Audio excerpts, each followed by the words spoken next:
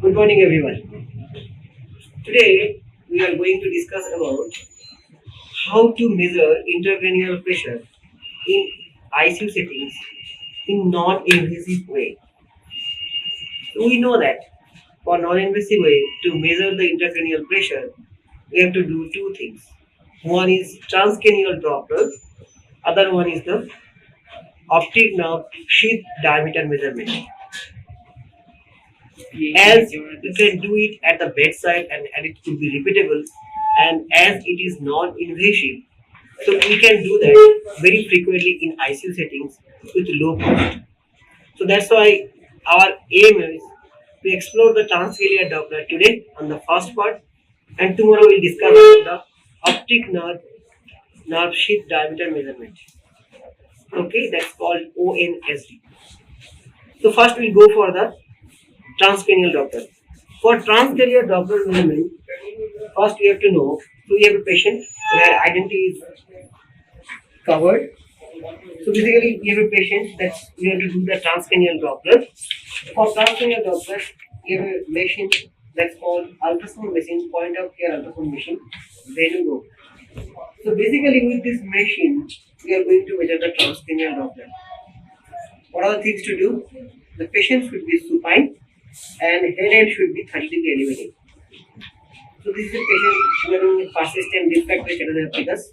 We are trying to measure the transcranial Doppler. So what we have to do? First, we have to choose this machine preset manner. What to do? First, we have to check the where we can measure the transcranial Doppler. First, we go to the artery. From the artery, we go to the transcranial Doppler. That is called presetting of the machine. So that the machine can automatically measure the transcranial pressure or intracranial pressure. Now, we have to choose one probe. The best probe is here. This is the 3SC probe. 3SC probe. This probe could be used for the measurement of transcranial Doppler. Next, we have to find out the window. What are the windows are there for transcranial Doppler? One is called transtemporal. This is called transtemporal window. Other is the transorbital, and the other one is the foraminal. But for critical care settings, we only use transtemporal window. So this transtemporal window, we are going to measure the transcranial Doppler. So how do we do that? First we sit with the patient, and this is called probe marking mode. We have to find out the third ventricle. You can see the third ventricle here, and I can see the pulsation of the circle of Willis. So from the right temporal view, transtemporal view, then we put a color mode. We can put a color mode, the bigger one, and try to see visual maximizer blood flow. You can see there is blood flow from the middle cerebral artery. So on the pulsed Doppler, choose the pulsed Doppler here.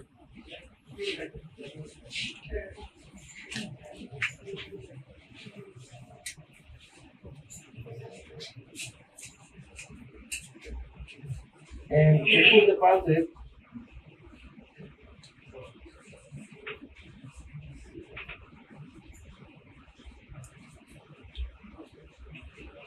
you can see there is a systolic peak and a slow diastolic descent in the middle cerebral artery.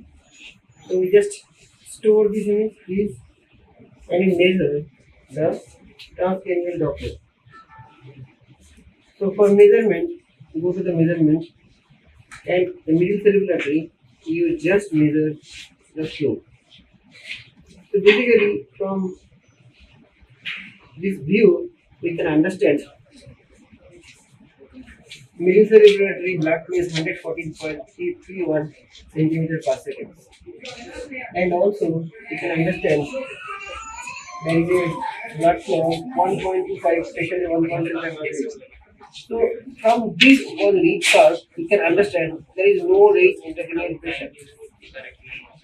By the systolic peak and slow diastolic wave, you can understand that arterial flow is good and correct.